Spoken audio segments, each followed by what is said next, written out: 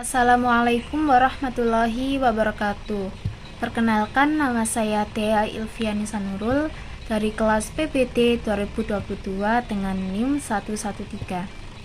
Saya akan mempresentasikan materi tentang analisis isu KTT G20 di Bali.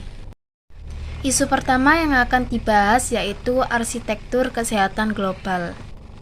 Arsitektur kesehatan global memiliki tujuan sebagai jalan menuju pemulihan global, membutuhkan kerjasama kolektif yang lebih kuat, dan memastikan kesetaraan standar kesehatan global serta kolaborasi yang lebih erat untuk memastikan ketahanan komunitas global terhadap pandemi di masa depan.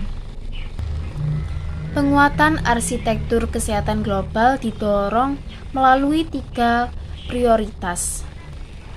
Yang pertama yaitu komitmen untuk membangun ketahanan sistem kesehatan global yang membutuhkan mobilisasi sumber daya kesehatan dan keuangan yang esensial atau melakukan pencegahan, kesiapsiagaan, dan merespon pandemi atau prevention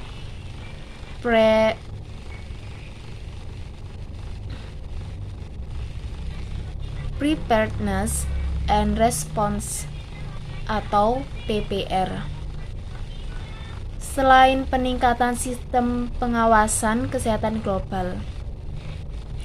Yang kedua, melakukan atau mengadakan harmonisasi standar protokol kesehatan global untuk mendorong mobilitas masyarakat di seluruh dunia dan kembali menggerakkan ekonomi.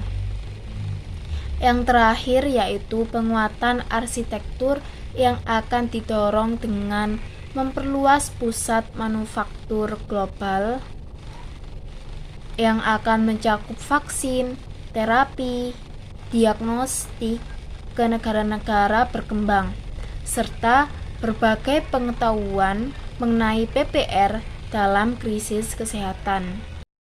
Isu kedua yaitu transformasi digital ekonomi.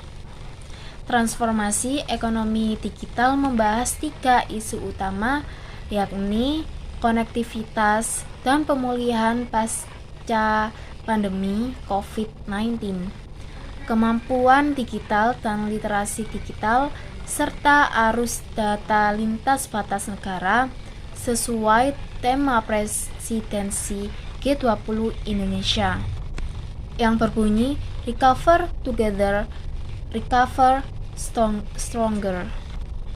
Dirjen Aptika menerangkan tujuan dari transformasi digital adalah menciptakan pemulihan ekonomi global yang lebih inklusif, terutama mempunyai integrasi digital usaha mikro, kecil, dan menengah atau UMKM.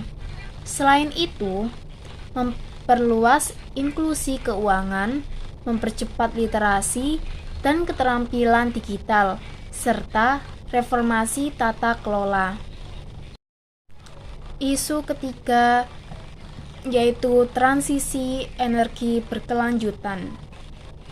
Aksi nyata G20 untuk transisi energi yang berkelanjutan salah satunya dengan mempercepat penutupan pembangkit listrik tenaga batu bara dan mengembangkan energi terbarukan yang adil dan berkelanjutan.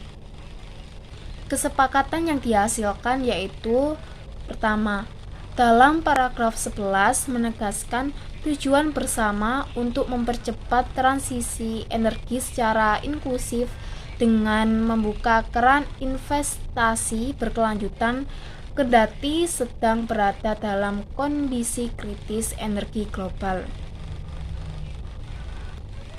Kedua, dalam paragraf 12 bersinggungan erat dengan upaya transisi energi. Yang ketiga, paragraf 13 memperkuat niat para pemimpin G20 untuk menyelaraskan aksi iklim dengan tujuan 1,5 derajat. Keempat, dalam paragraf 16 menyerukan mobilisasi pendanaan iklim sesuai dengan janji negara maju untuk menyediakan dana sebesar 100 miliar dolar AS setiap tahunnya dari tahun 2020 sampai dengan 2025 dalam konteks mitigasi dan juga mendukung upaya untuk merumuskan kesepakatan global untuk dana adaptasi setidaknya 100 miliar dolar AS per tahun bagi negara berkembang.